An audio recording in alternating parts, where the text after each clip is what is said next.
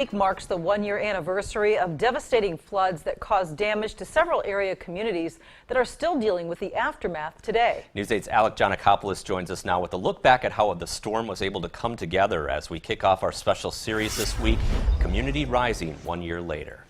The storm that blew into western Wisconsin around 9 o'clock on the night of August 27th, 1 year ago.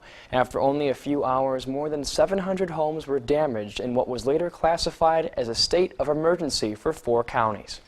This is by far the worst one we've had. There are some homes that are, obviously still destroyed.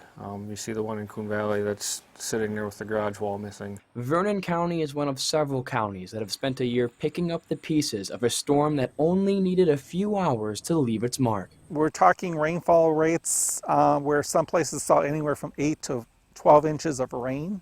Jeff Boyne, meteorologist for the National Weather Service in La Crosse, calculated that a storm this severe happens once every 250 to 500 years. But all the pieces aligned last year.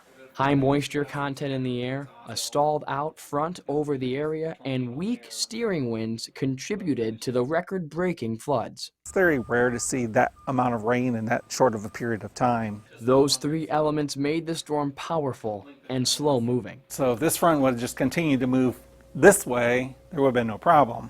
Problem was the tail end of that front became stationary. So storm after storm went through that stationary pocket over western Wisconsin and spread throughout the heart of the state. Brandon Larson, Emergency Management Director for Vernon County, was in the heart of that pocket of storms. We had probably, if I recall right, it was over 700 phone calls or 700 reports of damages, and I know there were more than that.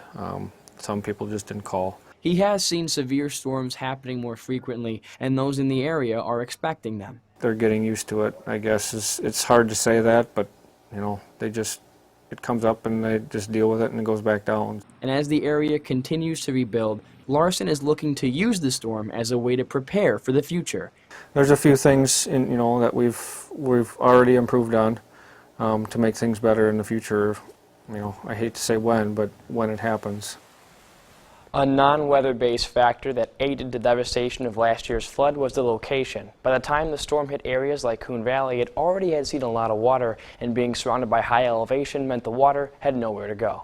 All right, thanks a lot, Alec, and we'll have stories from those forever impacted by the floods throughout this week as part of our Community Rising 1 year later special reports.